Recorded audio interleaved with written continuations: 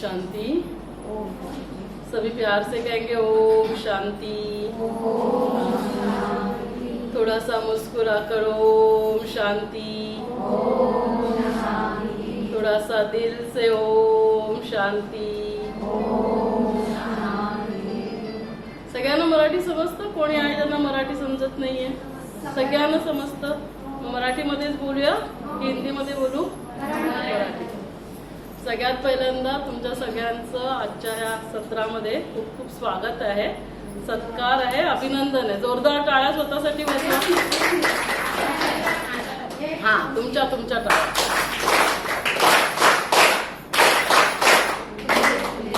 Thank you.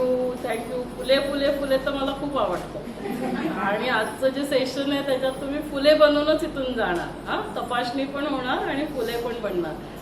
तर विशेष आपण इथे कशासाठी आज आलेलो आहोत? आपण कशासाठी जमलेलो आहोत? गर्भाशयाच्या मुखाच्या कर्करोगाची तपासणी है ना। तर थोडक्यामध्ये ना एक 5-1 मिनिटं आपण गर्भाशयाच्या मुखाचा कर्करोग म्हणजे काय असतो ते समजून घेऊ। कारण कसं आहे की आशा आणि अंगणवाडी सेविका या जर एज्युकेट झाल्या तर काय होतं? पूर्ण समाजाचं कल्याण होतं की नाही? समाजाचं कल्याण। जोरदार टाळ्या एकदा तुमच्या स्वतःसाठी वाजवा। आता माझ्यासाठी वाजवली, तुमच्यासाठी वाजवा। कशा? हा,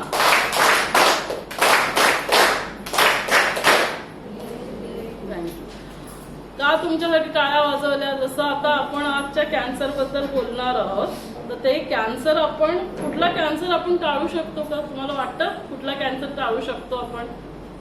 पण मग मी तर लिहिलं ना त्याच्यामध्ये, ते आपण पोस्टर बनवलं की गर्भाशयाच्या मुखाचा कर्करोग टाळू शकतो का? म्हणजे टाळता येत असेल म्हणून लिहिलं असेल, हो की नाही? मग टाळता येतं त्याच्यासाठी काय गोष्टी आहेत अवेलेबल? 2 गोष्टी आहेत। एक तर एक टेस्ट आणि दुसरं वॅक्सिन।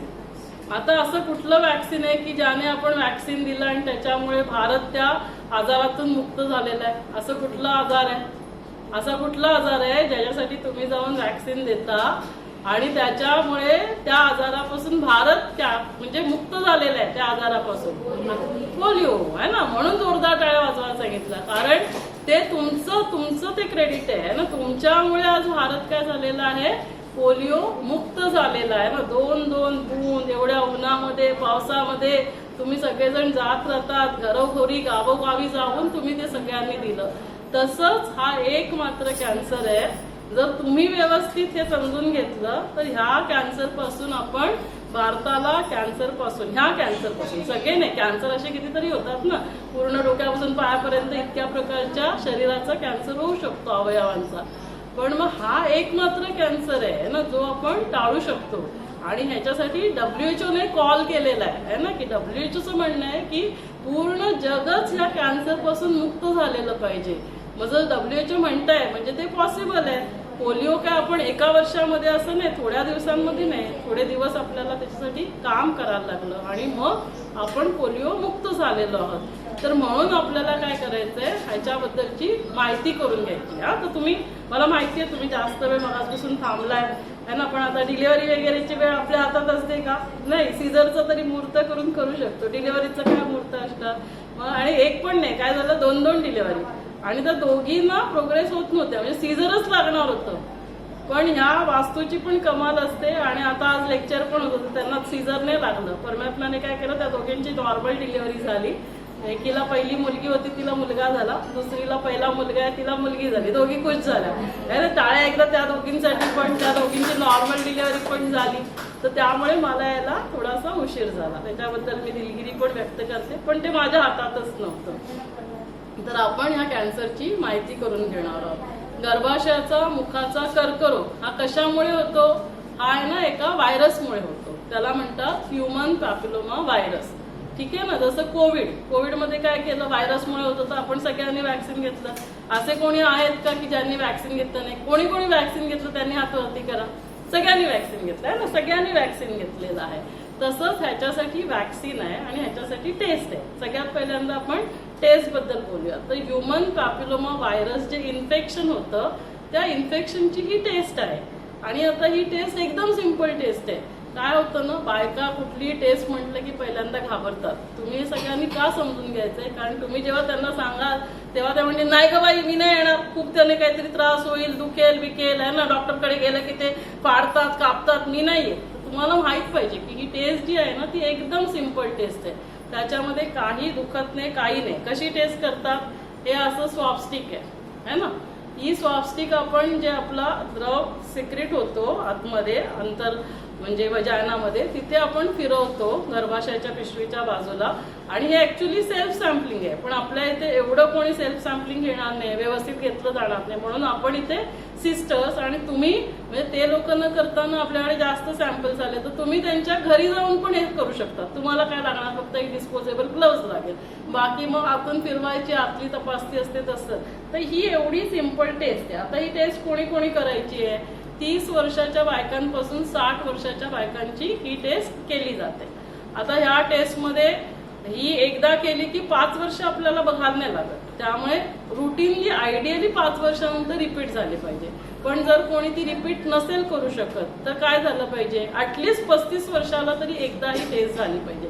आता ही टेस्ट आहे ती थोडी महाग असते, 3000ची आहे, पण 3000ची टेस्ट प्रत्येक वेळेला सगळेजण करू शकतील असं नाही. ही तर टेस्ट आपल्याला महानगर गॅस लिमिटेड वाल्यांनी फ्री दिलेली आहे, 1000 सॅम्पल, म्हणून आपण तुमची सगळ्यांची फ्रीच करतोय. पण ह्याच्या बरोबर दुसरी एक असते, त्याला पॅप्समेअर म्हणतात, त्याला जास्त खर्च येत नाही. त्याला किती लागतो, 500-700 रुपये चेकअपचे, एक म्हणजे 300-400 रुपये, 1000 रुपयामध्ये ती टेस्ट होऊन जाते. आता आपण स्वतःसाठी 1000 रुपये तर खर्च करू शकतो की नाही, दरवर्षी पण नाही करायचं, किती 5 वर्षांनी करायचं. का करण्याची गरज आहे, या कॅन्सरचं प्रमाण किती आहे, या कॅन्सरचं प्रमाण दरवर्षी, जो कॅन्सर आपण टाळू शकतो, कॅन्सर व्हायलाच नाही पाहिजे, तरी ह्या कॅन्सरमुळे दरवर्षी 1,20,000 महिलांना हा कॅन्सर होतो, आणि त्याच्यातल्या 70 ते 80,000 महिलांचा मृत्यू होतो. म्हणजे जो कॅन्सर व्हायलाच नको तो कॅन्सर होतोय.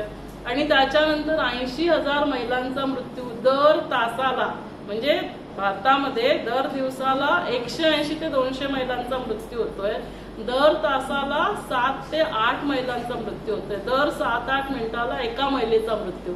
तर चांगला आहे का सांगा बघू, म्हणजे जो आपण टाळू शकतो. मग त्याच्याने एवढ्या महिलांचा मृत्यू तर झालाच नाही पाहिजे. जरी कॅन्सर झाला लवकरच्या स्टेजमध्ये आपण त्याला डिटेक्ट केलं तर आजच्या स्टेजला सायन्स एवढा ऍडव्हान्स झालेला आहे की आपण गर्भाशयाची पिशवी काढली, जर कोणाचं थोडंसं अजून वाढलेलं आहे, 2री स्टेज 3री स्टेज, तर आपण त्याला रेडिओथेरपी, ज्याला लाईट म्हणतात, ते देऊ शकतो. पण त्याच्यातून पण ते पूर्ण बरे होऊ शकतात. मग हे टेस्ट केल्याने काय होणार, ही टेस्ट केल्याने जरी कोणाला कॅन्सर समजला, HPV मधून कॅन्सर नाही समजत, HPV मधून फक्त इन्फेक्शन समजेल. पण इन्फेक्शन झालं म्हणजे कॅन्सर आहे का, इन्फेक्शन झालं म्हणजे कॅन्सर नाही. जर इन्फेक्शन आहे तर त्याच्यात 2 वेगवेगळे प्रकारचे इन्फेक्शन येतात. एक असतं 16-18 जे थोडेसे स्ट्रॉंग असतात, ज्याला हाय रिस्क म्हणतो, ते जनरली पुढे जाऊन कॅन्सर होतो त्या केसमध्ये. आणि जे अदर टाईपचे इन्फेक्शन असतात HPVचे, त्याच्यामधून कॅन्सर होत नाही. मग आपण काय करतो, चान्सेस असतात पण खूप कमी असतात. मग ते अदर टाईपचं इन्फेक्शन आहे, कुठलंही इन्फेक्शन झालं तर ती आपली बॉडी काय करते, त्याला कव्हर करते. जसं आता आपण कुठे गेलो बाहेर, तर आपण 5 जणी गेलो तर 5च्या 5 जणींना सर्दी खोकला होत नाही है ना, त्याच्यातले सपोज 2घांना सर्दी खोकला होतो, एकीचा सर्दी खोकला थोडा माइल्ड असतो, एकीचा सर्दी पण होते खोकला पण होतो, आणि तो खोकला पण किती खूप जास्त प्रमाणात होतो, तर तो जास्त प्रमाणात खोकला होतो. आणि मग काही वेळेला आपल्याला त्यांना काय, आता राहू देत, काही वेळेला आपल्याला काय करायला लागतं, त्यांना जास्त अँटीबायोटिक वगैरे द्यायला लागतं. तसंच हे जे इन्फेक्शन आहे ना, आपली बॉडी आहे ना, सर्दी खोकला सगळ्यांनाच का होत नाही, कशामुळे सांगा, काय असतं आपल्या शरीरात, रोग प्रतिकारक शक्ती ज्यांची चांगली असेल त्यांना आजार होणार नाही, म्हणजे त्यांना झालं तरी ते माइल्ड होतं. तसं हे इन्फेक्शन पण 1 वर्षाच्या आत आपलं ते क्लिअर होऊन जातं. म्हणजे जवळजवळ 90% बायकांना इन्फेक्शन होतं, 80 ते 90% बायकांचं ते इन्फेक्शन क्लिअर पण होतं. थोड्या बायकांचं इन्फेक्शन ज्यांचं क्लिअर होत नाही त्यांनाच पुढे जाऊन ते सारखं इन्फेक्शन झालं आणि जास्त प्रमाणात असेल तर कॅन्सर होतो. मग ज्यांना अदर टाईपचं, कारण ते विचारतील याच्यामध्ये टेस्ट पॉझिटिव्ह आली तर काय करणार तुम्ही, तर अदर टाईपचं आलं तर परत 1 वर्षाने आपल्याला ही टेस्ट करायला लागते. आणि 1 वर्षाने पण टेस्ट करायला ते लोक आपल्याला फ्रीमध्ये करणार आहेत. म्हणजे जर कोणी म्हणाला माझ्याकडे 3000 नसतील तेव्हा काही प्रॉब्लेम नाही, तेव्हा पण ती आपली टेस्ट फ्री होणार आहे. आणि ज्यांचं 16 ते 18 असं निघतं इन्फेक्शन, तर त्याच्यामध्ये कॅन्सर नाही आहे ना ते बघण्यासाठी आपल्याला काय करायला लागतं, त्यांची दुर्बीण तपासणी करायला लागते. त्याला पण ऍडमिट वगैरे असं खूप जास्त नाही काही करायला लागत, सकाळी करून दुपारपर्यंत जातो. तर त्याच्यात दुर्बीण तपासणी करून छोटा बायोप्सीचा तुकडा घेतला जातो. आपल्याला कॅन्सर कशात समजतो, बायोप्सीमध्ये. मग ते बायोप्सीमध्ये आपल्याला समजलं की ह्यांना पुढे जाऊन कॅन्सर होऊ शकतो, त्याला म्हणतात प्री कॅन्सरस, म्हणजे कॅन्सर होण्याच्या अगोदरची कंडिशन.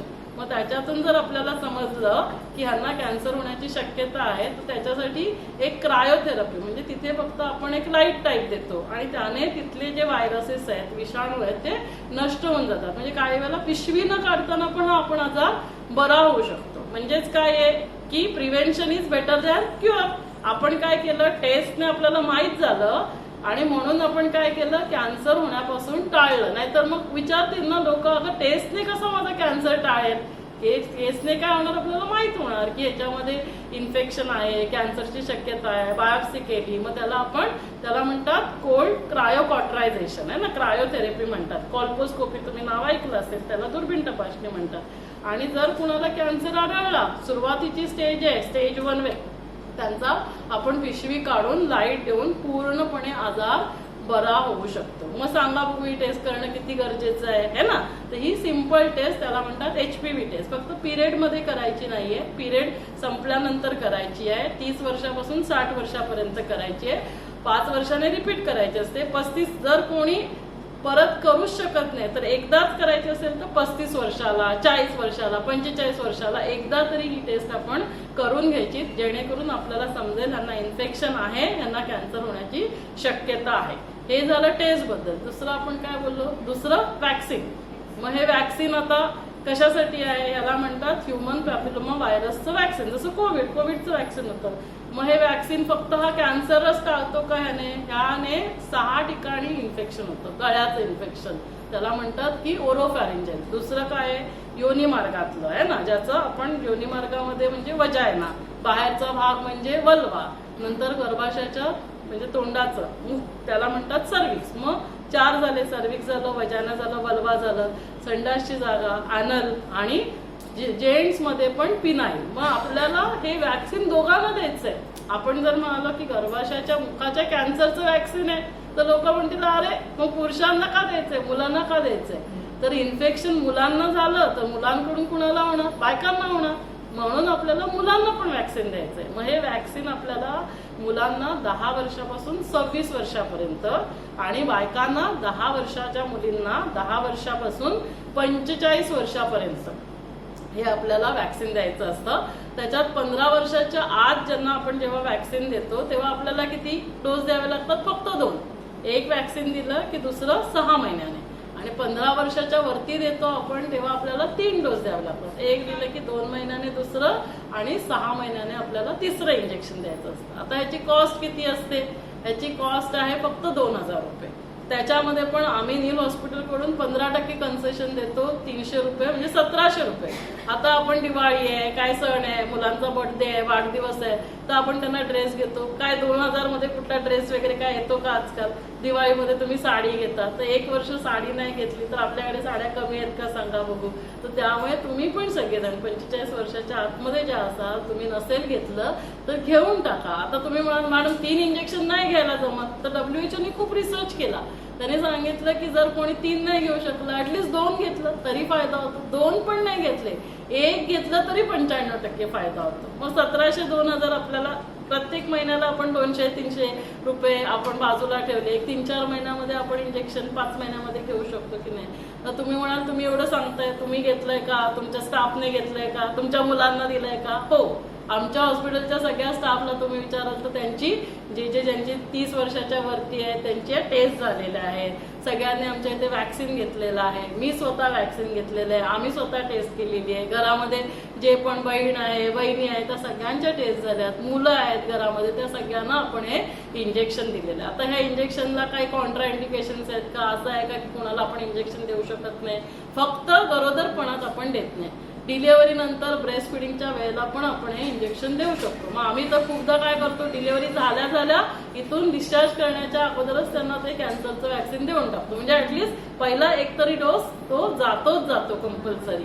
आणि ह्याचे काही साईड इफेक्ट आहेत का, तर जसं टीटीचं इंजेक्शन आहे, कोणाला थोडा ताप येऊ शकतो, दुखू शकतं, तेवढं सिंपल हे इंजेक्शन आहे. मेजर काही ह्याचे साईड इफेक्ट नाहीये. त्यामुळे काय करायचं, हे सगळे 2 ज्या गोष्टी आहेत, वॅक्सिनेशन फॉर डॉटर्स आणि स्क्रीनिंग फॉर मदर्स, हे सगळ्यांपर्यंत पोहोचवायचं. आता तुम्ही समजा इथे 31 जण बसलेले आहेत, तर मी काय समजते इथे किती जण बसले, 150 लोक. का, कारण मला विश्वास आहे तुम्ही प्रत्येक जण 5 जणांना हा संदेश द्याल की जे पण तुमच्या घरामध्ये थंडी वाजतीये, नाही ना तुमची थंडी वाजते, तुमच्या घरामध्ये आजूबाजूला है ना, तुमची जे पण नात्यांमध्ये ह्या वर्षातली मुलं असतील, मुली असतील, बायका असतील, त्यांना तुम्ही ह्या टेस्ट बद्दल आणि ह्या वॅक्सिन बद्दल माहिती नक्की द्या. जसं सेल लागला तर काय करता, लगेच फोन करताना अगं माहितीये का तिकडे साड्यांचा खूप चांगला सेल लागलेला आहे ना, तर काय कराल, तसं सगळ्यांनी आज ठरवायचं की आपल्याला 5 जणांना ह्याच्याबद्दल सांगायचंय. आणि ही टेस्ट जी आहे ती आपण हा महिना आणि पुढच्या महिन्याचे पण थोडे दिवस, मंगळवार, बुधवार आणि गुरुवार 3 दिवस आपण ही टेस्ट तिथे या हॉस्पिटलमध्ये 12 ते 2 इथे असणार आहे. आता कसं आहे की टेस्ट करून तुम्हाला लगेच पाठवू शकतो, पण तुम्हाला ही माहिती असेल तर तुम्ही लोकांपर्यंत द्याल ना. त्याच्यामुळे आणि आपण कसं 12 म्हटलं की म्हणजे लोक 12:30-1 पर्यंत येतात, त्याच्यामुळे मग आपल्याला त्यांना 12 असं सांगायला लागतं. तर तुम्ही त्यांना 12-12:30 पर्यंत सांगितलं आणि घेऊन आलात तरी चालेल. कारण सुरुवातीचे तुम्ही व्हिडिओ बघितलेत का, ते पण खूप महत्वाचे व्हिडिओ आहेत. आता वेळ नाही म्हणून मग मी ब्रेस्ट कॅन्सर बद्दल बोलत नाहीये, पण ब्रेस्ट कॅन्सरचं प्रमाण पण खूप वाढत चाललेलं आहे. दरवर्षी 1,80,000 महिलांना हा कॅन्सर होतो आणि त्यातल्या 50% बायकांचा मृत्यू होतो. 90,000 बायकांचा ह्याच्यामुळे मृत्यू होत असतो. आता तुम्ही सांगा, ब्रेस्ट अवयव तर कुठे आहे, बाहेर आहे ना, गर्भाशयाचं पिशवी समजा पोटाच्या आतमध्ये, ते स्वतःची स्वतः चेकअप नाही करू शकत, पण छातीची स्वतःची स्वतः आपण तपासणी करू शकतो की नाही. मग तुम्ही हे सगळं त्या बायकांपर्यंत जेव्हा तुम्ही जाता कुठेही, म्हणजे भले तुम्ही काय टीबीच्या ह्याच्यासाठी जात असाल, तुम्ही काय वॅक्सिनसाठी, पण तुम्ही त्यांना गर्भाशयाच्या मुखाच्या कॅन्सर बद्दल आणि स्तनाच्या कॅन्सरची माहिती द्यायची. प्रत्येक महिलेने 30 वर्षानंतर स्वतःची स्वतः स्तन तपासणी दर महिन्याला एकदा करायचे. पिरियड येऊन गेल्यावर एकदाच करायचे, सारखं नाही करायचे. आणि 40 वर्षानंतर वर्षभरातनं एकदा, वर्षातून एकदा फक्त डॉक्टरांकडून तपासणी करायची. आता डॉक्टरांची फी किती असणार, 400-500 रुपये, तर तेवढं तर आपण देऊ शकतो की नाही. वर्षाने 2 वर्षाने तपासणी करून घ्यायची आहे. 40-45 वर्षानंतर सोनोमॅमोग्राफी आहे ना, UHG असतं, तर हे करणं गरजेचं आहे. लोकांना कसं वाटतं माहितीये का, कॅन्सर ना मला नाही होणार, तो दुसऱ्याला होणार आहे. अरे तो कुणालाही होऊ शकतो, आणि म्हणून आपण या सगळ्या तपासण्या करत असतात. आता थोडक्यात आपण हे समजून घेऊया की सगळे जे आजार आहेत ना, कॅन्सर आहे किंवा डायबिटीस आहे, ब्लड प्रेशर आहे, हार्ट अटॅक आहे, हे सगळे आजार कसले आहेत, कशामध्ये येतात सांगा. हे सगळं तुम्हाला शिकवलेलं आहे ना. हे सगळे कशात आजार आहेत, ह्या सगळ्या आजारांना काय म्हणतात, NCD म्हणतात ना. हे सगळे आजार, NCD म्हणजे काय, नॉन कम्युनिकेबल डिसीजेस, म्हणजे त्याच्यासाठी कुठला ऑर्गॅनिझम, जंतू रिस्पॉन्सिबल आहे का सांगा, कुठला जीवाणू विषाणू आहे का. मग हे आजार कशामुळे होतात हे आजार, काय म्हणतो आपण, हे सगळे आजार मानसिक आजार म्हणतो, सायकोसोमॅटिक. 80 to 85% हे आजार जे आहेत ते कुठे ओरिजिनेट होतात, आपल्या मनामध्ये है ना. म्हणजे आता सिंपल एक गोष्ट घेऊया, समजा आता तुम्ही 3 जणी तिथे बसलाय है ना, नाव काय आहे, रेश्मा, सारिका, नैना है ना, रेश्मा, सारिका आणि नैना. किंवा चला तुम्ही आशा नाही आहेत ना, आशावाले घेऊयात आपण, ते ती पण आशा आहे, सारिका ना, नैना, तुझ्या पाठीमागे हा रेखा, सोनाली, रेखा आणि नैना. तुमची कोणी इंचार्ज आले आज, कोणी इंचार्ज आलेली आहे, ती इंचार्ज आहे. काय नाव आहे त्यांचं, नाव सांग. हा, ज्योत्स्ना. तर आहे ना, तुम्हाला सर्वे दिला, आता तुमचा सर्वे चालू आहे ना सगळ्यांचं, तुम्हाला काम दिलेलं आहे. आता ज्योत्स्ना आहे, तिला काय रिपोर्टिंग करायला लागतं मॅडमना, अपर्णा मॅडमना. आणि मग त्यांनी तुम्हाला जे काम दिलेलं आहे ते काम तुम्ही करत होतात, पण जसं पाहिजे होतं तसं नाही झालं. तर ज्योत्स्ना काय करते, तुम्हाला तिघींना बोलवते आणि ओरडते है ना. मग नैना नंतर काय बोलली ना, रेखा आणि सोनाली. मग काय होतं की असं बोलल्यानंतर नैना जी आहे ना, तिला खूप राग येतो. समजते काय स्वतःला, आपल्याला समजून पण नीट सांगू शकत होती ना, तिच्या समोर नाही काय बोलत, बाहेर गेली की मग नयनाने सुरू केलं. आणि नंतर रेखा आहे ना, तिला खूप वाईट वाटलं. अरे किती म्हणजे किती मुलांना पण घरी लक्ष द्यायला वेळ नाही मिळत, काय नाही, सकाळी एवढ्या लवकर उठायचं, निघायचं उन्हातानातनं, पण यांना ना काय पडलं नाहीये ना. ती फक्त रडायची बाकी राहिलेली. तिला काय वाटलं, खूप वाईट वाटलं, दुःखी झाली. आणि सोनाली म्हणाली ठीक आहे, आपण पण थोडंसं अजून करायला पाहिजे होतं, चल आता जाऊ देत, आता त्या कॅन्टीनमध्ये जाऊयात आणि आपण चहा घेऊया. आता नेहमी काय होतं, आपण काय म्हणतो चिडचिड झाल्यावर, ही आहे ना हिच्यामुळे माझी चिडचिड होते, ही घरातली सासू आहे ना, नवरा आहे ना, त्याला काही समजतच नाही, ह्याच्यामुळे आमची चिडचिड राग होत राहतो, दुःखी होत राहतो. पण आता ज्योत्स्ना एक आहे, परिस्थिती पण एक होती, मग तिघांचा रिस्पॉन्स कसा व्हायला पाहिजे होता, एक व्हायला पाहिजे होतं ना. पण काय झालं, एकीने चिडचिड केली, एक काय झाली, दुःखी झाली आणि एक शांत राहिली आहे ना. मग आता काय होणार सांगा, ह्या तिघांपैकी जी चिडचिड केली तिच्या शरीरामध्ये, एनसीडी म्हणजे काय, आपल्या शरीरामध्ये सगळे हार्मोन्स रिलीज होतात है ना, negative hormones, adrenaline, non adrenaline, corticosteroid. मग हे सगळे हार्मोन्स काय करणार, आपला जो ब्लड वेसल आहे, पाईप आहे, तो दाबला जातो, त्याच्यातून रक्तपुरवठा कमी होतो. रक्तपुरवठा चिडचिड केल्यानंतर काय सांगा, काय काय होणार, ब्लड प्रेशर वाढेल की कमी होईल, वाढेल की नाही, हार्ट रेट वाढेल की कमी होईल, आपलं ऑक्सिजन, आपल्याकडे कोविडमध्ये ऑक्सिमीटर होता, तर आपलं ऑक्सिजन लेवल कमी होईल की वाढेल, कमी होऊन जाईल ना, ऑक्सिजन लेवल कमी होणार, आपला ब्रीदिंग रेट काय होणार, आपण काय होतं, आपला ब्रीदिंग रेट वाढतो. म्हणजे हे सगळे प्रॉब्लेम होणार. दुसरं काय होतं, असं झाल्यानंतर आपल्या शरीरातली इम्युन पॉवर पण कमी होऊन जाते, आणि म्हणून ज्यांची इम्युन पॉवर कमी आहे त्यांना इन्फेक्शन्स होतात किंवा त्यांचे इन्फेक्शन्स बरे होत नाहीत. तिसरं काय होतं, आपल्या शरीरामध्ये जीन्स असतात, एक जीन्स असतात, दोन्ही जीन्स असतात सगळ्यांच्या शरीरात, माझ्या तुमच्या सगळ्यांच्या. एक असतो ज्याने आपल्याला आजार होतो आणि दुसरे जीन्स ज्याने आपल्याला आजार होत नाही. पण जेव्हा असं आपण रागराग करतो, चिडचिड करतो, त्यावेळेला काय होतं, जे आजार होणारे जीन्स आहेत ना ते ओपन अप होतात, आणि म्हणून त्या लोकांना मग जसा ब्रेस्टचा कॅन्सर आहे, असे काही कॅन्सरचे जीन्स आहेत, तर ते आजार होण्याची शक्यता वाढते. मग आता ह्याच्यासाठी सोल्युशन काय असणार सांगा, ह्याच्यासाठी सोल्युशन काय करायला लागणार. आता ज्या पण गोष्टी होतात, ठीक आहे, ज्योत्स्ना बोलली, आता तिला पण वरती रिप्लाय करायला लागतं, त्यामुळे ती बोलली. मग तिच्याबद्दलचा आपण राग पकडून ठेवून चालेल का, पकडून ठेवला तर काय होऊन जाणार. आता इथे मी कचऱ्याचं पेटी ठेवली, तिथे आपण कचरा टाकून ठेवला, एक दिवसाने काय होईल, तो वास या रूमच्या बाहेर जाईल, एक आठवड्याने काय होईल, तो हॉस्पिटलच्या बाहेर जाईल, थोड्या दिवसाने काय होईल, तो इथून दूरपर्यंत जाईल की ते. मग आपण हे सगळं जे पकडून ठेवतो ते चांगल्या गोष्टी आहेत का सांगा, त्या काय येते, जे आपण जे पकडून ठेवतो ना त्या सगळ्यांनी आपल्याला आजार होतात. म्हणून आजपासून काय ठरवायचं, जे काय झालं, रात गई बात गई, गोष्ट तिथल्या तिथे विसरायची. आपण काय म्हणतो, बघूनच घेते ज्योत्स्नाला, समजते काय, तिची ही गोष्ट ना मी जीवनभर विसरणार नाही, नको विसरू. मग काय, आतल्या गाठीची आहे, आतमध्ये गाठी तयार होणार, कॅन्सरची गाठ तयार होणार, हार्ट अटॅकची गाठ तयार होणार, करायचं काय, ते कुठे घेऊन जायचंय आपल्याला. ठीक आहे, बोलली ना तेव्हाच्या, लहान मुलं बघा, काही तुम्ही त्यांना ओरडलात परत येतात लगेच, आहे ना, रडतील आणि विसरून जातील. ह्या गोष्टी पकडायच्या नाही, आणि म्हणून आपल्याला काय करायचं, थोडं ध्यान करायचं. कशासाठी ध्यान करायचं, कारण आपण विसरूनच गेलोय आपण कोण आहोत ते. आपण काय समजतो स्वतःला, मी आशा, मी कोण, मी आशाची सुपरवायझर, मी कोण, तालुका हेल्थ ऑफिसर, मी कोण, डॉक्टर. तर हे सगळं नाही आहोत. आपण कोण आहोत, आपण सगळे काय आहोत, आत्मा आहोत. आत्मा म्हणजे काय बघा, आता जसं इथे हॉस्पिटलमध्ये ना ICU पण आहे. आता सपोज कोणाला खूप चेस्ट पेन होतो, पेशंट येतो, सिव्हिअर चेस्ट पेनचा पेशंट आला तर बाहेरच समजतं की खूप दुखतंय है ना, छातीमध्ये खूप घाम आलेला आहे, आणि ते इकडे शोल्डरला पण जात आहे. तर ह्याच्यावरून काय समजतं, हा कसला पेशंट आहे, हार्ट अटॅकचा. मग काय सांगतात, सिस्टरने फोन केला, RMOने बघितलं की असा असा पेशंट आलेला आहे, तर सर काय म्हणतात, लवकर लवकर या पेशंटला ICU मध्ये शिफ्ट कर. आणि खूपदा 25% लोकांमध्ये सिव्हिअर हार्ट अटॅक असेल तर काय होतं, आपण त्या पेशंटला वाचवू शकत नाही. मग आपण काय म्हणतो, आता या बॉडीला रिलेटिव्हकडे दे, आणि बाहेर जाऊन रिलेटिव्हला काय आपण सांगतो की वी आर सो सॉरी, आपण त्यांना वाचवू शकले नाही, आणि आता ते नाही आहेत, ही इज नो मोर, ते तर गेले निघून. मग कोण निघून गेलं, आता ती बॉडी आपण बाहेर आणली, त्यांचे डोळे आहेत ते आपल्याला बघू शकतात का, त्यांचे कान आहेत ते आपल्याला ऐकू शकतात का, त्यांचं तोंड आहे, आपण बोलतोय ते बोलतील का, का बोलत नाहीयेत ते?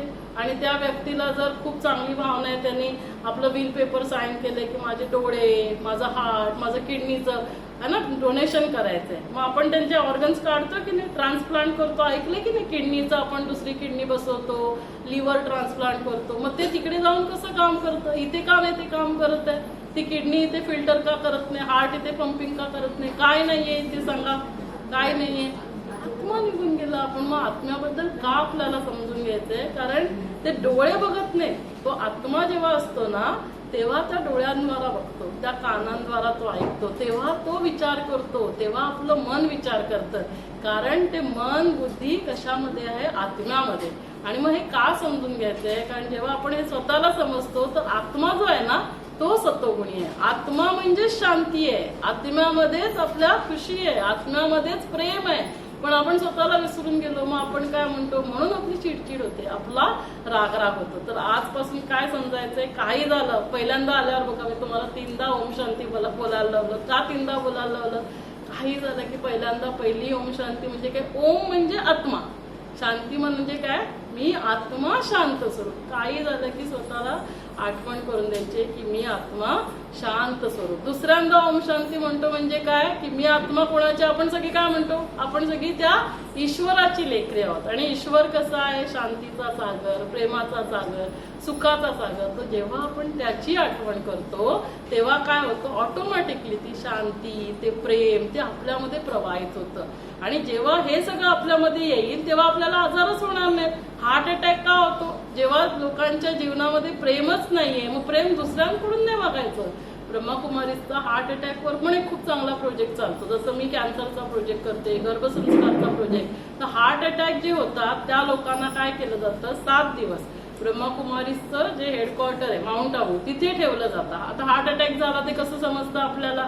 अँजिओग्राफी करतो, मग किती ब्लॉकेजेस आहेत ते बघतो, किती वेसल ब्लॉक आहेत. जर जास्त प्रॉब्लेम असेल तर काय ट्रीटमेंट काय आहे त्याची सांगा? ट्रीटमेंट काय आहे? अँजिओप्लास्टी. आणि जेव्हा अँजिओप्लास्टी नाही करू शकत तेव्हा बायपास करतो. मग असं ब्रह्माकुमारीजने काय रिसर्च केला की जे लोक बायपास किंवा अँजिओप्लास्टी नाही करू शकत है ना, काही जणांकडे पैसे नसतात किंवा काही जण म्हणतात मी मेलो तरी चालेल पण मी ऑपरेशन करणार नाही, मग अशा लोकांना तिथे ठेवतो. 7 दिवसामध्ये त्यांना आता जसं मी सांगितलं डाएट आहे, एक्सरसाइज आहे, मेडिटेशन, हे सगळं केल्याने त्यांचे जे हार्ट अटॅक आहेत ते विदाउट अँजिओप्लास्टी आणि बायपास ठीक झाले. आणि हा रिसर्च कोणी केला? Doctor APJ Abdul Kalam. ऐकलंय का तुम्ही ना? कोण होते ते? आपले प्रेसिडेंट होते. तर त्यांनी हा रिसर्च कोऑर्डिनेट केला. 1998 मध्ये सुरू झाला. आणि असे किती पेशंट आहेत आपल्याकडे? 1-2 नाही, 15,000च्या वरती पेशंट विदाउट अँजिओप्लास्टी बायपास ठीक केला. आपण जोरदार टाळ्या वाजवा बघू. हा रिसर्च भारताने पूर्ण विश्वाला दिला. आणि हे जे डॉक्टर आहेत, डॉक्टर सतीश गुप्ता, ते नेहमी म्हणतात यदि खोल दिया होता दिल, ऐकतायत ना सगळे? यदि खोल दिया होता दिल अपना अपनों से तो ना खोलना पडता दिल औजारों से. मग का अँजिओप्लास्टी करा बायपास? तर इथे ब्लॉकेजेस नाही होत. ब्लॉकेजेस कुठे होतात? मनामध्ये होतात. तुम्ही सगळ्यांनी जिथे ते कुंकू लावलाय ना तिथे आत्मा असतो. आणि म्हणून आपण सगळेजण इथे काय करतो? कुंकू लावतो. आणि आत्म्यामध्येच मन, बुद्धी, संस्कार असतं. मनाने काय करतो? आपण विचार करतो. बुद्धीने काय करतो?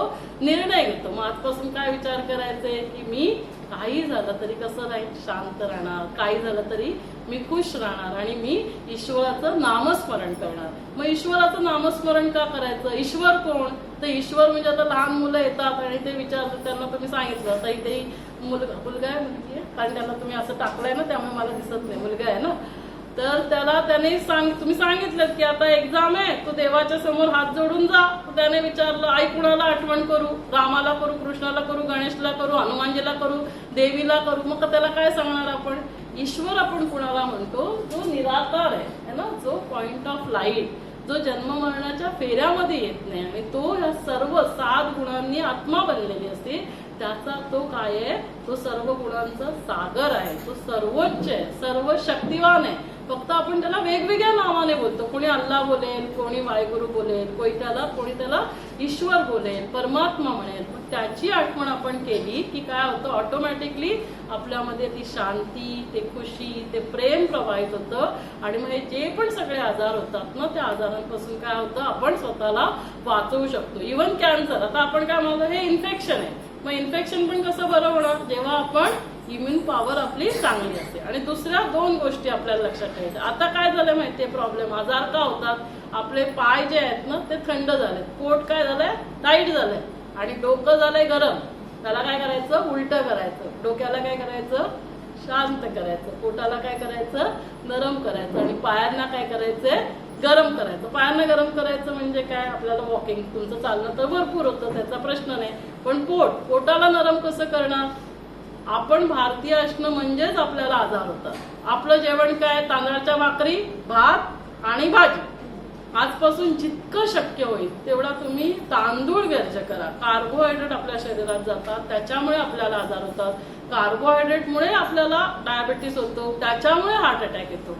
तर आपल्याला काय करायचंय, ज्वारी, बाजरी, नाचणी, वरी ह्या सगळ्याच्या आपल्याला भाकऱ्या घ्यायच्या आहेत. शक्य होईल तितका भात पण तुम्ही कमी करा. डाळ आणि भाजी तुम्ही भरपूर घेऊ शकता. जे आपल्या गावामध्ये, घरामध्ये, गावात भाज्या होतात, फळं होतात ते घ्यायचे. म्हणजे लाल भोपळा आहे, दुधी भोपळा आहे, शिराळी आहेत, घोसाळी आहेत, साध्या साध्या भाज्या त्या खायच्या. आपलं मूग आहे, मटकी आहे, हे सगळं आपल्या जेवणामध्ये आलं पाहिजे. आणि फळं मग भले आपल्या इथे केळी होत आहेत, पेरू होत आहेत, जी होतात ती घ्यायची. आता तुम्ही मला विचाराल, सकाळपासून मी एक ऑपरेशन केलं, 2 डिलिव्हरी झाली, इतके तुमच्या इथे येईपर्यंत खाली ओपीडी बघितलं, सकाळपासून मी काय खाल्लंय, 11 साडे 11 वाजता 2 संत्र्यांचा ज्यूस घेतला, त्याच्यानंतर 1 वाजता खाते. पण आता इथे आली, त्यामुळे आता इथे खायला पण पेरू मागवलेले होते, पेरू खायला पण वेळ नाही म्हणणार. तर सिस्टरला सांगितलं त्यांच्यासाठी केळी आणली आहेत ना, त्याच्यातली 2 केळी आहेत, पण ती पण खाल्ली नाही, ती तशीच आहेत केळी. आपल्याला काय वाटतं, आपण जास्त खाल्लं तर आपल्याला जास्त एनर्जी येईल, कारण ते जेवण पण पचवायला आपली एनर्जी आपल्या शरीराचीच यूज होणार ना. आपण जेवढं कमी खाऊ, म्हणून काय करायचं, माझं जेवण सांगते, 11 वाजता फळ खाणार, 1 वाजता फळ खाणार, जे पण, आणि एका वेळेला एकच फळ खायचं, एक प्रकारचं, एकच नाही खायचं. तुम्हाला 2 पेरू खायचे, तुम्ही 2 पेरू, पण पेरू पण खाल्लं आणि केळं पण खाल्लं असं नाही करायचं. पेरू तर पेरूच खा, केळं तर केळंच खा. मग 11 वाजता 1 फळ, म्हणजे एक प्रकारचं फळ, त्याचे तुम्हाला भूक आहे तुम्ही 2 खा. 1 वाजता फळ, 3 वाजता सलाड. सलाड मध्ये काय टाकायचं, आपल्या शरीराला प्रोटीन्स असले पाहिजे. मग आपलं शेंगदाणे आहे, खोबरं आहे, मग मूग आहे, मटकी आहे, हे सगळं काय देणार तुम्हाला, प्रोटीन्स देणार. मग त्याच्याबरोबर तुम्ही टोमॅटो टाका. काकडी आणि टोमॅटो एकाच वेळेला नाही टाकायचं. पेरू आणि केळं एकाच वेळेला नाही खायचं कधी पण. आता मग ह्याच्यामध्ये तुम्ही आज जर टोमॅटो टाकला तर काकडी नका टाकू, आज काकडी टाकलं तर टोमॅटो नका टाकू. बाकी तुम्ही बीट टाकू शकता, पालक टाकू शकता, गाजर टाकू शकता, भोपळी मिरची टाकू शकता. हे सगळं तुम्ही कच्चं खायचंय. 3 वाजता सलाड झालं, 5 वाजता भरपूर प्रमाणात डाळ आणि भरपूर भाजी, साधी भाजी, भोपळ्याची घे, दुधी भोपळ्याची घे, शिराळं घे, घोसाळं घे, है ना, जी पण आहे, गवार आहे, जी पण भाजी आहे, कोबी आहे, फ्लावर आहे. आणि भाकरी ती पण कसली घ्यायची, ज्वारी, बाजरी, नाचणी, वरी. मिलेट्स येतात, ठीक आहे, ते महाग असतात, त्यांना सोडून देऊया, ते नाही. आणि ती पण थोडी भाकरी. पण आपण काय शिकलो, मुलांना पण सांगतो, भाजी आहे ना तोंड लावणं आहे, भाजी कमी खा, तुला किती पाहिजे भात तेवढा घे आणि भाकरी. चुकीचं. मुलांना तुम्ही भाजी द्या, तुम्ही भरपूर डाळ द्या, जेवढं पाहिजे तेवढं, आणि भाकरी कमी खा. म्हणजे हे तुम्ही कमी खा. आणि भाकरी आणि भात एकाच दिवशी नाही खायचं. एक दिवशी भात तर तुम्ही भातच खा, पण भात शक्यतो कमी, आठवड्यातनं एकदा कधीतरी ठीक आहे. कारण आता गेल्या 2-3 बॅचेस मध्ये पण तुमच्यामधल्या काही जणांना डायबिटीस होता, तर नाही झालं पाहिजे. आपले सगळे आजार आपण जे खातो, एक शरीराने जे खातो आणि दुसरं मनाने खातो. मनाने खायचं पण बंद करायचं, जितक्या तिथे त्या गोष्टी विसरून जायचंय आणि शरीरासाठी हे सगळं खायचंय. मग आता रात्री 5-6 वाजता खाल्ल्यावर दुसऱ्या दिवशी 11 वाजता, मग किती वेळ फास्टिंग झालं सांगा, 16 ते 18 तास. आणि याच्यासाठी नोबेल प्राइज मिळाले. जेव्हा आपण उपाशी राहतो तर त्याने तेव्हा काय होतं, आपल्या शरीरामध्ये ज्या डेड सेल्स आहेत, ज्यांनी प्रोटीन बनवणं बंद केलेलं आहे, ज्या डॅमेज झालेल्या सेल्स आहेत, ज्या कॅन्सरच्या सेल्स आहेत, आपल्या पेशी त्या सगळ्या पेशी खाऊन टाकतात. मग त्यामुळे काय होतं, त्यामुळे आपल्याला आजार होत नाहीत. व्हायरसेस आहेत, बॅक्टेरिया आहेत, तुम्ही त्यांना खायला नाही दिलं आणि आपण एकानंतर एक खात राहतो, त्यांना आपण दुसरंच काम देतो, पचनाचं काम तेच करणार ना. मग ते आपल्या शरीराची सफाई कधी करणार. म्हणून आपल्याला आपलं शरीराची सफाई करण्यासाठी कमी तेव्हा म्हणजे फास्टिंग करायचं. तर ह्या काही महत्वाच्या गोष्टी तुम्ही लक्षात ठेवा. थोडं एक्सरसाइज झाला पाहिजे, वॉकिंग झालं पाहिजे, सकाळी उठल्यावर नामस्मरण झालं पाहिजे, मनाला शांत ठेवायचं आहे, थोडा प्राणायाम करायचा आहे, अनुलोम विलोम असतं, भ्रामरी असतं, भस्त्रिका असतं. तर तुम्हाला वेळ नाही तर मला वेळ आहे, मी तुम्हाला सगळं शिकवू शकते. रोज सकाळी रात्री कधीही झोपलो तरी शक्यतो 10 तो बस 10 वाजता झोपायचं लक्षात ठेवायचं आहे. आता डिलिव्हरी आहे काय उठायला लागलं तर 11 वगैरे वाजतात, पण तरी 4, 4:30, 5च्या आत उठायचं. तो योगी असतो. एक असतो जो लवकर उठतो तो महायोगी, नंतर योगी, त्याच्यानंतर जो उठणार अजून 6-7 नंतर तो भोगी, त्याच्यानंतर महाभोगी, त्याच्यानंतर रोगी, त्याच्यानंतर महारोगी. तर आपल्याला सगळ्यांना जर आजार व्हायचे नसतील तर रात्री लवकर झोपायचंय, लवकर उठायचंय. उठल्यावर पहिल्यांदा नामस्मरण करायचं, प्राणायाम करायचं, थोडं वॉकिंग करायचंय. दिवसभर जे होतं ना तो व्यायाम नाही होत, ते आपण आपल्या डोक्यामध्ये वेगवेगळे विचार चालू असतात. त्यामुळे थोडंसं एक 10-15 मिनिटं घरातल्या घरात आजूबाजूला ना घराच्या आजूबाजूला ते चालणं, हे सगळ्या गोष्टी केल्या तर आपल्याला आजार होणार नाही. कुठलेच आजार ना, कॅन्सर पण नाही, diabetes, blood pressure, heart attack, depression. येणाऱ्या काळामध्ये डिप्रेशन नंबर 1 होणार, मानसिक आजार. आणि म्हणून आपल्याला काय करायचंय, थोडं नामस्मरण. तर आता सगळ्यांनी कम्फर्टेबल रिलॅक्स होऊन बसा. नामस्मरण कसं करायचं ते आपण बघूया.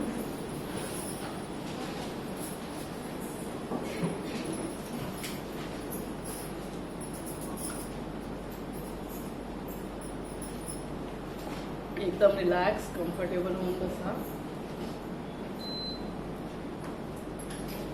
डोळे बंद. शरीर एकदम रिलॅक्स सोडून द्या.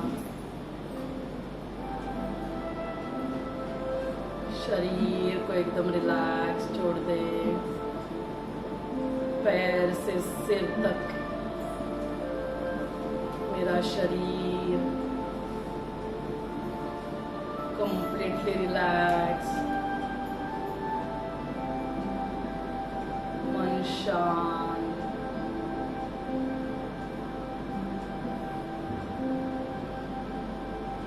एकदम शांत. अब स्वयं को देखें. मस्तक के मध्य में विराजमान, जहाँ आप सभी ने तिलक लगाया है, देखिए वहाँ एक चमकता हुआ सितारा. मैं एक चैतन्य शक्ति आत्मा हूँ. मन, बुद्धि, संस्कारों की मालिक, इन कर्मेंद्रियों की भी मालिक. इस आँख से क्या देखना है, कान से क्या सुनना है, मैं इसकी मालिक हूँ. इस शरीर की भी मैं मालिक. मन से क्या सोचना है, कोई कुछ बोलता है तो भी मुझे शांत रहना है. नाराज नहीं होना है, गुस्सा नहीं करना, दुखी नहीं होना, क्योंकि इससे मुझे ही मेरे शरीर में बीमारियां होती है. Diabetes, blood pressure, heart attack. जब मैं गुस्सा करती हूँ तो मेरे संबंध भी दूसरों के साथ बिगड़ जाते हैं. घर का वातावरण भी चेंज हो जाता है. तो आज मुझे परिचय मिला, मैं ये शरीर नहीं, मैं तो आत्मा हूँ. और मैं आत्मा सतोगुणी हूँ. मैं ही शांति हूँ, मैं ही प्यार हूँ, मैं ही सुख हूँ.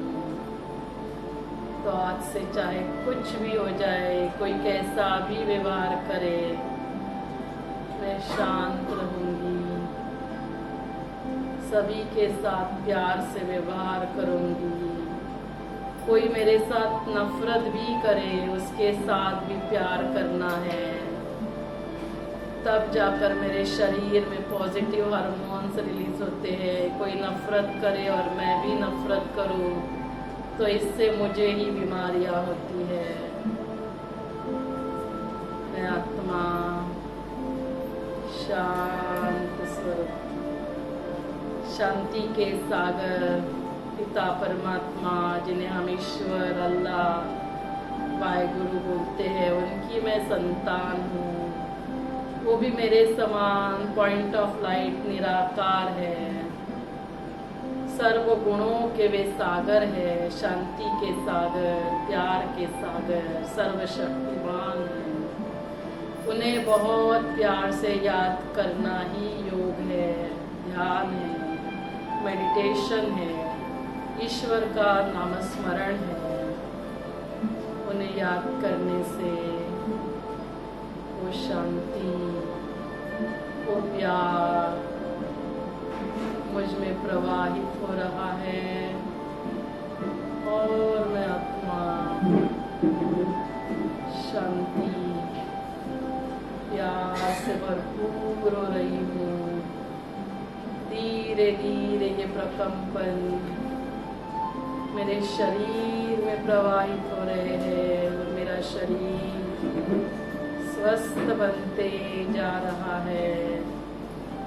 मैं स्वस्थ हूँ, सुरक्षित हूँ। परमात्मा शक्तियाँ, परिवार के सभी सदस्य, मेरे बच्चे, घर के सभी सदस्य, मेरे सेवा साथी, सभी में प्रवाहित हो रहे हैं। सभी स्वस्थ है, सुरक्षित है। आज से ही समय निकालकर 5-10 मिनट के लिए ऐसा मेडिटेशन, ध्यान, नामस्मरण रोज रात को सोने से पहले मैं जरूर करूँगी और रोज सुबह उठते ही करूँगी, जिससे मेरा ब्लड प्रेशर नॉर्मल रहेगा, मेरा कोलेस्ट्रॉल, मेरी शुगर नॉर्मल होगी। ये diabetes, blood pressure, heart attack, depression, cancer, ये कोई भी बीमारी का नामो निशान नहीं होगा। मैं स्वस्थ हूँ, सुरक्षित हूँ। ईश्वर परमात्मा, परम पिता परमात्मा का दिल से धन्यवाद मुझे अपना परिचय देने के लिए, ईश्वर का परिचय प्राप्त होने के लिए उनका दिल से धन्यवाद।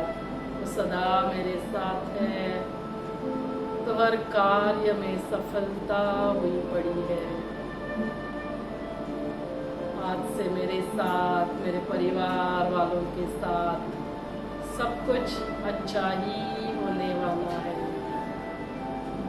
थैंक यू गॉड, आपका दिल से थैंक्स। लंबी गहरी सांस लेंगे, 3 बार ओम की ध्वनि करेंगे, सभी साथ में करेंगे। लंबी गहरी सांस लीजिए। ओम।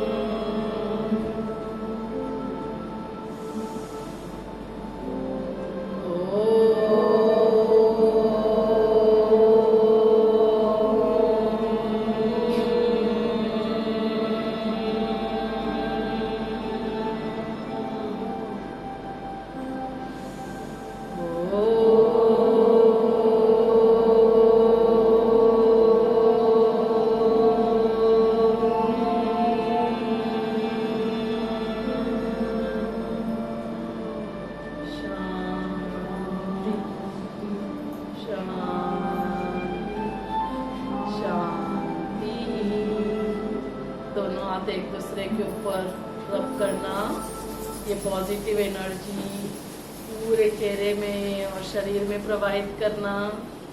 थोडा यहाँ फेअर अँड लवली लगाना, रोज लावताना फेअर अँड लवली इथे पण लावायचं। काय करायचं, सगळ्यांबरोबर फेअर म्हणजे सगळ्यांबरोबर चांगलं वागायचं आणि सगळ्यांबरोबर प्रेमाने वागायचं। म्हणजे काय होणार, आपल्याला आजार होणार नाही। तुम्ही इथे आलात, सगळ्यांनी शांतपणे ऐकलत, तुमचं सगळ्यांचं मी मनापासून धन्यवाद करते। 1-2 गोष्टींची फक्त अनाउन्समेंट करते।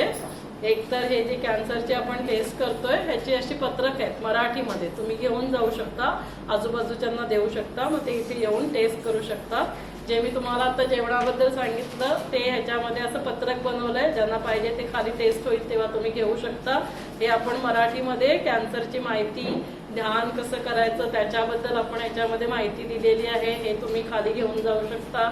इथे आपण गर्भसंस्कारचे जसं आता आपण हे क्लास घेतला, आता ह्या रविवारी झालं, महिन्यातनं एकदा आपण हे वर्कशॉप करतो. तर तुम्ही गरोदर बायकांना पण तपासता किंवा जेव्हा तुम्ही टीटी वगैरे देता, तर हे सगळं आपण इथे फ्री करतो. इथे कुठलंही, कारण हे जे स्थान आहे ते ईश्वर परमात्माचं स्थान आहे, इथे कुठलेही त्याच्या मुलांसाठी पैसे लागले जात नाहीत. तर हे गर्भसंस्काराचं दर महिन्याला इथे वर्कशॉप असतं. 9 ते 1 असतं, 9 ते 11 गर्भसंस्कार. कारण जे आता आपण ऐकलं ते गरोदर बायकाने ऐकलं, ते शांत झाले तर काय होणार, येणारी मुलं पण नाही तर आजकाल मुलं बघा एका ठिकाणी शांत पण बसू शकत नाही, त्याच्यामुळे अजून आई वडिलांना टेन्शन असतं. तर आपली मुलं जे आहेत, कारण आपली मुलं आहेत तेच उद्याचं भवितव्य आहे. जर आपली मुलं चांगली असतील तर भारत काय बनणार, विश्वगुरु बनणार. तर हे दर महिन्याला एकदा आपण इथे वर्कशॉप घेतो. पुढच्या महिन्यात 22 डिसेंबरला, जनरली 3ऱ्या किंवा 4थ्या रविवारी ते असतं. आणि आपण याचे युट्यूब चॅनल बनवलंय, कारण कोविडमध्ये आम्ही घेऊन होतो शकत, मग आम्ही काय केलं, कोविडमध्ये युट्यूब चॅनल बनवलं. आणि तुम्हाला सांगते 50,000 युट्यूबवर व्ह्युअर्स आहेत. गर्भसंस्कार आहे ना, तुम्ही डॉक्टर शुभदा नील गर्भसंस्कार चॅनल टाकलं तर त्याच्यावर तुम्हाला जे मी आता इथे लेक्चर घेतलं, तर मेडिटेशनचं 7 दिवसाचा कोर्स आहे, तुम्ही त्याच्यावर बघू शकता. गरोदर बायका काही ना काहीतरी युट्यूबवर बघतात, तर त्याच्यामध्ये डाएट काय असलं पाहिजे, एक्सरसाइज, प्रत्येकाचे 1-1 तासाचे लेक्चर्स आहेत, मग ते सगळे बघू शकतात. तर तुम्हाला हे पण आम्ही देतोय, ते तुम्ही घेऊन जाल. काही जणांना प्रेग्नन्सी राहत नाही आजकाल, ते प्रॉब्लेम झालेले आहेत. तर आपल्या इथे ज्यांना IVF वगैरे लागतं, तर महिन्यातनं 2दा आपण IVFची OPD फ्री ठेवतो. त्यांच्याकडून आपण काही तपासणीचे पैसे घेत नाही, तर त्यांच्यासाठी पण आपण हे लेक्चर वगैरे घेत असतो. प्लस आपण दर शनिवारी इथे योगाचं आपण लेक्चर घेतो. दर शनिवारी इथे 5 वाजता योगा असतो. फक्त गरोदर बायकांना नाही, सगळ्यांना जे येऊ शकतात 5 ते 6 येऊ शकतात, त्यांनी यायचं आहे. आणि मेडिटेशनचं आपण ते जेव्हा रविवारी वर्कशॉप घेतो, 11 ते 1 मेडिटेशनचं वर्कशॉप असतं आणि तुम्ही युट्यूबवर पण हे बघू शकता. तर हे सगळं तुम्हाला जाताना दिलं जाईल.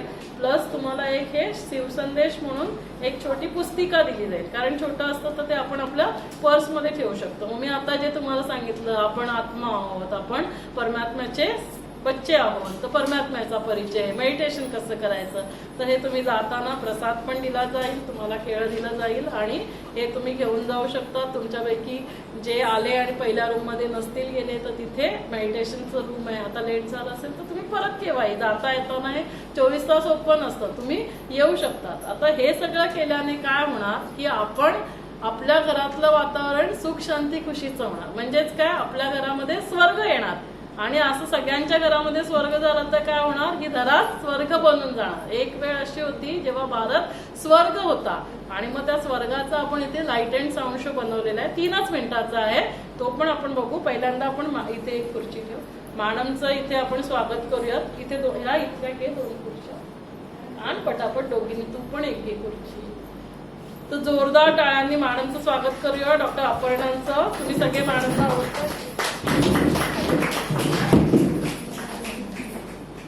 कारण मॅडमनी सहयोग दिला, मॅडमना एक फोन कॉल केला आणि त्यांनी तुम्हाला सगळ्यांना इथे यायला सांगितलं आणि त्याच्यामुळे आम्ही तुमचं टेस्ट पण करू शकलो आणि तुमच्याशी हे संवाद करू शकलो. तर मॅडमचं परत एकदा तुमच्या टाईपच्या टाळ्या वाजवा, मॅडमवर फुलं टाकायचे आपल्याला.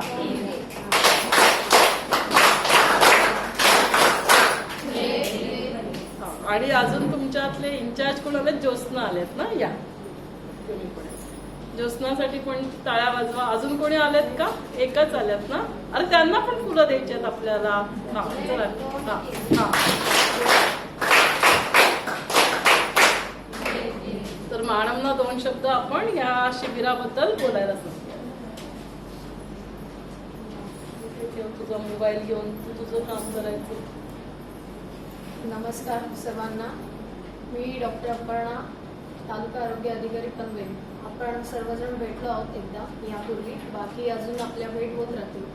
सर्वात महत्त्वाचं म्हणजे मी हॉस्पिटलबद्दल मी मागील 10 वर्षापासून बघत आले, पण मला म्हणतात नाही, ही एक छान संधी मिळाली इथल्या पोस्टिंगमुळे की मॅडमशी इतक्या जवळ आपल्याला साधता आली. आणि हा कार्यक्रम म्हणजे हा पण जे आपल्या शासनाच्या ठिकाणी पण आपण ह्या गोष्टी राबवतो, त्याकरिता जर आपण म्हणतो ना की एक व्यक्ती कोणती गोष्ट करू शकत नाही, ग्रुपने काही गोष्टी साध्य होतात. तर आपल्याला जेव्हा आपण प्रायव्हेट प्रॅक्टिशनरची सुद्धा बऱ्याच गोष्टींमध्ये तपासणीमध्ये मदत घेतो हे तुम्ही पण बघत आला, तर त्यामध्ये एक स्वतःहून उलट ह्यांच्याकडूनच आपल्याला मागणी झाली या गोष्टीची. आपण काय म्हणतो ना की आशा वर्कर्सला आपण काय या सगळ्या गोष्टी शिकवतो, कारण ग्राउंड लेवलला तुम्ही जाता. जरी मी इथे पनवेलची तालुका आरोग्य अधिकारी असले तरी प्रत्येक गावात जाऊन प्रत्येक स्त्री बरोबर बोलणं मला शक्य नाहीये, जे काम तुम्ही करू शकता. एक म्हणतो आपण चॅरिटी बिगिन्स ॲट होम, आपण स्वतःपासून प्रत्येक गोष्टीची सुरुवात करावी लागते. आपण ही टेस्ट तुमची का करतोय तर 2 गोष्टींसाठी. तुम्ही स्वतः टेस्ट केल्यावर तुम्ही समोरच्याला अजून चांगल्या पद्धतीने एक्सप्लेन कराल की ही तपासणी कशी होते, याच्यामध्ये कोणत्याही प्रकारचा त्रास होत नाही. आणि आपण जेव्हा स्वतः केली आहे तेव्हा एक अजून जास्त आत्मविश्वासाने आपण समोरच्याला सांगू शकतो की याचा फायदा कसा होतो. कोविडमध्ये पण आपण सगळ्यात आधी स्वतः वॅक्सिनेशन करून घेतलं होतं, बरोबर. तसंच ही तपासणी आपण स्वतः करतोय. यापूर्वी सुद्धा मी पेणमध्ये होते तेव्हा तिथे आम्ही एक चांगला उपक्रम केलेला, पायलट प्रोजेक्टसाठी होती माझा तालुका. तेव्हा तिथे जवळजवळ 4,500च्या वरती स्त्रियांची आम्ही VIA टेस्ट केलेली आहे, जी आपली पूर्ण महाराष्ट्रामध्ये हा आपला एकमेव तालुका होता की ज्या तालुक्यांमध्ये इतक्या मोठ्या प्रमाणात ही तपासणी झाली. तर माझा आता उद्देश पनवेलमध्ये आल्यावर पण तेच राहील. त्यासाठी उलट VIAच्या पण पुढे आपण गेलोय की HPV टेस्ट आपल्याला करायला मिळते. मॅडमनी खूप चांगल्या पद्धतीने माहिती दिली आहे. मला वाटतं त्यातली नक्की 50% माहिती तुमच्या लक्षात असेलच, बाकी नक्कीच आपण रिवाइज करून घेऊ या गोष्टी. HPV व्हायरस बद्दलच आपण तपासणी का करतोय तर तुम्हाला हे सांगता आलं पाहिजे की जे समजा 10 जणांना कॅन्सर झाला असेल, सर्व्हायकल कॅन्सर, तर त्यातल्या 9 जणांचं कारण HPV व्हायरस असतो. जर आपण ह्या व्हायरसवरच कंट्रोल केला तर निदान त्या 9 लोकांना आपण वाचवू शकतो. म्हणून आपल्याला मॅक्झिमम आपण म्हणतो ना जसं TB फ्री इंडिया, आपण 100% करू शकणार नाहीये, पण आपण आपलं 100% योगदान द्यायचे जेणेकरून आपल्याकडनं 50% तरी अचीव्ह होईल. कारण मी कायम ह्या पद्धतीनेच काम करते की मला माहिती आहे मी पूर्ण तालुका काही आपण पूर्ण हेल्दी करू शकत नाही, पण मला नंतर तालुका सोडताना ही एक म्हणतात ना सॅटिस्फॅक्शन असतं की मी माझं 100% दिलं. तुम्हाला प्रत्येकाला हेच करायचंय की या तपासणीबद्दल आपल्याला जास्तीत जास्त जनजागृती करायची आणि हे आपण काहीच एक्स्ट्रा काम करत नाहीये, हे सगळ्यात पहिलं लक्षात घ्या. हा आपल्या ड्युटीचाच भाग आहे. मॅडमनी तुम्हाला सांगितलेलं आहे एनसीडी मध्ये आपण ज्या महत्वाच्या 2 कॅन्सरवर भर देतोय त्याच्यामध्ये स्त्रियांचेच 2 कॅन्सर आहेत, एक ब्रेस्ट कॅन्सर, सर्व्हायकल कॅन्सर. आपल्याला जितकं जास्त ह्याच्याबद्दल लोकांना सांगता येईल तेवढं आपल्याला सांगायचंय. बरेच वेळेस स्त्रिया म्हणून आपल्यामध्ये एक ते असतं, आपण ओपनली कोणत्या गोष्टी बोलत नाही, पण आता काळ खूप पुढे गेलाय. तुम्ही सगळ्यांनी या गोष्टी ओपनली तुम्हाला बोलता आल्या पाहिजे. फक्त आपल्या म्हणजे म्हणतो ना आपण हेल्थ शिबिरच्या वेळेस तुम्ही बोलायचं नाहीये. आम्ही काय पेणमध्ये अशा गोष्टी करत होतो की समजा गणेशोत्सव आहे किंवा तुमच्याकडे एखादा धार्मिक कार्यक्रम आहे तर तुम्ही ती तयारी ठेवली पाहिजे की त्या कार्यक्रमाच्या वेळेस एक 5 मिनिटं का होईना तुम्ही एक सामाजिक प्रबोधन करायचंय. त्यावेळेला तुम्हाला एक्स्ट्रा मेहनत करावी लागत नाही लोकांना जमवण्यासाठी. आज तुम्हाला 50 लोकांना पण इथे बोलवण्यासाठी मेहनत लागते आम्हाला. तिथे तुम्हाला सहजासहजी समोर 1000 लोक मिळालेली असतात. त्यावेळेस तुम्ही तिथे उभं राहून तुमच्या गावापुरता तरी का होईना ह्या गोष्टी तुम्ही लोकांना सांगितल्या गेल्या पाहिजे. कोणती एकही संधी सोडायची नसते. आपण जेव्हा आपल्याला बोलायला चान्स मिळतो ना त्यावेळेला तुम्ही एकही संधी सोडू नका. हा आपला एक जॉबचा पण पार्ट आहे आणि एक आपण म्हणतात ना समाजाचं काहीतरी देणं लागतो. आपण ती गोष्ट समजली पाहिजे की आज मी हे जे काय करते की हे मला टार्गेट दिलंय म्हणून नाहीये. तुम्ही 245 आशा, मला टार्गेट नाहीये की तुमची तपासणी 100% व्हायला पाहिजे, पण उद्या मला ते एक समाधान असेल की मी या 150 लोकांची तपासणी फ्री मध्ये केली आहे. कारण मॅडमचं म्हणणं तेच होतं, जर फ्री मध्ये आहे तर आपल्या लोकांना त्याचा फायदा का नको, बरोबर ना. आपण समाजासाठी खूप करतोय किंवा एक जॉब म्हणून किंवा माझं एक काम आहे म्हणून आपण इतरांचं लसीकरण करतो, सगळं करतो, पण मग ते आपलं जर फ्री मध्ये कुठे आपल्याला मिळते संधी तर ती का करू नये आपण, बरोबर ना. आणि ह्या टेस्टमुळे तुम्ही इतरांना जास्त चांगल्या पद्धतीने सांगा आणि मेन उद्देश तोच राहील की आज तुम्ही तपासणी केली आहे, उद्या तुम्ही गावात जाऊन एक 10 लोकांना तरी याच्यासाठी तयार करायचे की या तपासणीमध्ये काहीही त्रास नाहीये आणि ह्याचा आपल्याला भवितव्यामध्ये कसा फायदा होणार आहे. तुम्हाला मॅडमचं एक आपल्याला खूप मी तर म्हणते की आम्हाला नील हॉस्पिटल म्हणजे एक कायम असायचं की अरे आपण इथपर्यंत कसं आहे मॅडमशी बोलणार, पण एक म्हणतात ना समोरून आपल्याला संधी मिळते तर ही संधी आपण घेतली पाहिजे की आज आपल्याला त्यांच्याशी इतकं म्हटलं जवळीक साधता आली की तुम्हाला डायरेक्ट मॅडम जाता. युट्यूबवर आपण खूप लोकांना बघतो पण जेव्हा त्यांना आपण प्रत्यक्ष बघतो आपल्याला वाटतं ना की अरे मी यांना भेटले, आज मी आज या व्यक्तीला बघितलंय. लोक पटापट सेल्फी काढतात, फोटो काढतात. ही तुमच्यासाठी खूप म्हणजे म्हणतात ना की भाग्याची गोष्ट की आज तुम्ही इथे बसून मॅडमला ऐकलेला आणि त्याबद्दल मी खरंच मॅडमचे मनापासून आभार मानते की तुम्ही आम्हाला ही संधी दिलात आणि आमच्या आशांची तुम्ही जी तपासणी करून देता फ्रीमध्ये, त्याबद्दल माझ्याकडनं तुमचे खरंच आभार. धन्यवाद. अपर्णा मॅडमचं खूप खूप थँक्स. म्हणजे त्यांनी थोडक्यात खूप महत्वाचा संदेश तुम्हाला सगळ्यांना दिलेला आहे. तो जोरदार टाळ्या तुमच्या पद्धतीच्या परत वाजवा.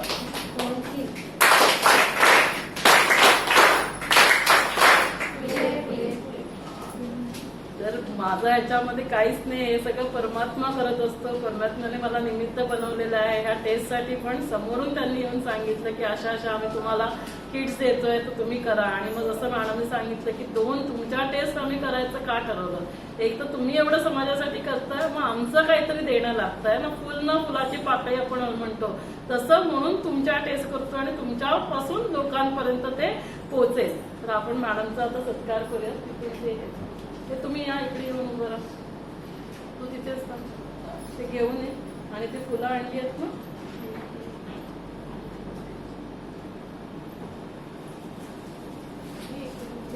ते आण.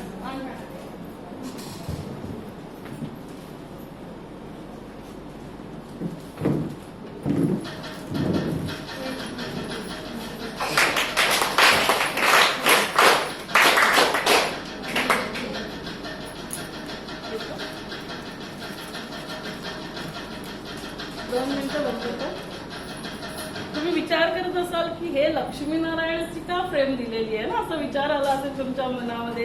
कारण नाहीतर काहीतरी गिफ्ट दुसरं दिलं जातं. तुम्ही जिथे बसा ना, तुम्ही जिथे बसलाय तर ते आहे ना प्रजापिता ब्रह्मकुमारी ईश्वरीय विश्वविद्यालय आहे. म्हणजे जसं आपण शाळेमध्ये जातो तसं इथे परमात्मा स्वतः येऊन निराकार परमात्मा शिकवत असतो. आणि जसं आपण कॉलेजमध्ये ऍडमिशन घेतो, जसं मी मेडिकल कॉलेजला हे बघून घेतो, मेडिकल कॉलेजमध्ये ऍडमिशन घेतली तर आपण काय होतो, आपण त्याच्यात तेव्हा डॉक्टर बनून बाहेर पडतो. तसं इथे आपल्याला परमात्मा येऊन काय शिकवण देत असतो की तुम्ही सगळ्यांशी प्रेमाने वागा, शांतीने वागा, शांतीने प्रेमाने विचार करा. आणि मग हे सगळं केल्यानंतर त्याचा उद्देश काय आहे की मनुष्य नर तू ऐसे कर्म कर की तू श्री नारायण बने, और नारी तू ऐसे कर्म कर की तू श्री लक्ष्मी बने. तर मॅडम ऑलरेडी ते कार्य करतायत आणि त्यामुळे मॅडम नक्कीच, म्हणून मॅडमना लक्ष्मी नारायणाची प्रेम मिळाली की जे कार्य ते करतायत. जसं त्यांनी पेडमध्ये सांगितलं, तर मला खूप आवडेल की आपण एकत्र मिळून, जसं हा हॉल आहे ना, कम्फर्टेबल वाटतंय ना हॉलमध्ये, काय कुठली गरमी बिरमी नाही होत आहे, आपल्याला आरामात बसता येतं. तर असं तुम्हाला जेव्हा पण कधी पाहिजे असेल तर आपण इथे प्रोग्राम नक्की ऑर्गनाईज करू. तुमच्या इथे जाऊन तुम्ही जसं मॅडमने सांगितलं की जेव्हा कुठलं सण आहे, जास्त लोक एकत्र येतात, तेव्हा तुम्ही मला बोलवलं तर अर्धा तास आम्ही येऊन तिथे मार्गदर्शन करू, जेणेकरून लोकांचे मानसिक जेव्हा आजार बरे होतात ना, त्याच वेळेला ते शारीरिक आजार बरे होऊ शकतात. आणि जेव्हा मन ठीक असेल तर शरीराचे आजारच होणार नाहीत. तर त्यामुळे आपण इथे लक्ष्मीनारायणाची जी प्रेम आहे ते गिफ्ट देतो की आपला उद्देश असला पाहिजे. आपण सगळेजण मंदिरात जातो, त्यांचं दर्शन घेतो, तर आपल्याला फक्त दर्शन घ्यायचं नाही, आपल्याला तसं स्वतःला दर्शनीय मूर्त बनायचंय की मी स्वतः. आपण कधी विचार केला का एवढे सगळे देवी देवता भारतामध्ये, तर एवढे सगळे मंदिरं, हे सगळे देवी देवता गेले कुठे? कुठे तरी गेले की कोणाची तरी कल्पना आहे आणि म्हणून त्यांनी हे देवी देवतांचे मंदिर बनवले. कुठे आहेत ते देवी देवता? सध्या कुठे आहेत ते? काय त्यांचा आता पत्ता आहे का? जोरदार टाळ्या वाजवा. ते देवी देवता इथे आहेत. आपण स्वतः एक वेळ होती देवी देवता होतो आणि जे देवी देवता आहेत ते तिथे पोहोचतात, बाकीचे ते पोहोचू शकत नाहीत. त्यामुळे तुम्ही पोहोचलात म्हणजे तुम्ही ऑलरेडी देवी देवता आहात. फक्त आपण विसरून गेलो. आपण अरे मी तर अशा आहे, मी कशी देवी देवता. आपल्यामध्ये देवी देवता म्हणजे देणारा देवता. देणं चालू करायचंय, घेणं नाही चालू करायचंय. जेव्हा आपण द्यायला सुरुवात करतो, द्यायचं म्हणजे काय, फक्त असं वस्तू नाहीये, शांती, प्रेम, सुख हे देणारा तो देवता. म्हणून आपले बघा आता आपलं दिवाळीमध्ये सगळ्यांनी लक्ष्मीची पूजा केली. कोणी असं आहे मी लक्ष्मी पूजन केलं नाही. का करतो? लक्ष्मी म्हणजे काय, जे देणार आहे तसे आपण लक्षण धारण करायचं. म्हणून आपण ही त्यांना प्रेम दिलेले आहे. आपण ज्योत्स्ना ज्या आशा सुपरवायझर आहेत त्यांचं पण करूया.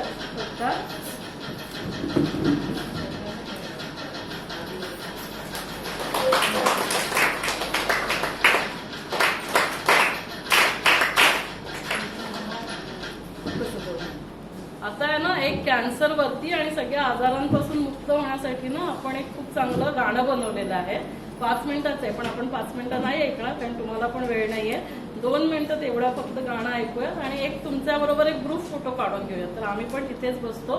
ते 2 मोठे उभे आहेत ते पुढे दे. ऐक ऐक, तो उभं इकडे दे. ते बाकीचे घे तिथून तू दुसरे. मॅडम आपण पण बसूया, त्यांच्याबरोबर एक ग्रुप फोटो होईल. आणि एकाने आपण चला आला पटपट. 1-2 मध्ये दे, 1-2 मागे दे. जे एकदम मागचे आहेत ना त्यांनी वरती पकडलं तरी चालेल, बाकीच्यांनी थोडंसं खाली पकडा म्हणजे चेहरे झाकले नाही जाणार.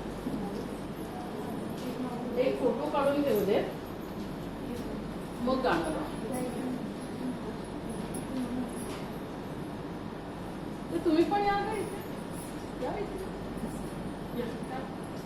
या या पटापट या. बरं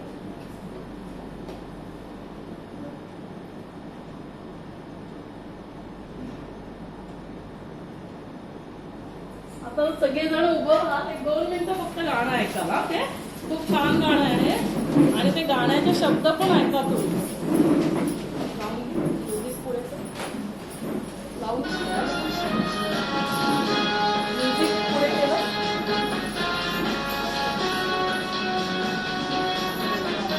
हे घेऊन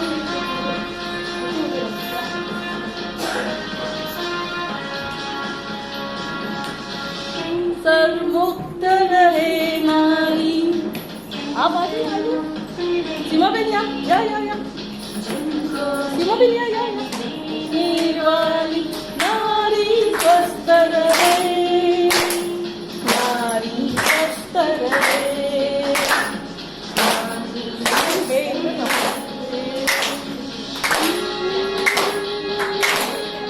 हातात घेतो स्टँड घे पूर्ण, मग तुला असं रोटेट पण पकडवता पण येईल ना.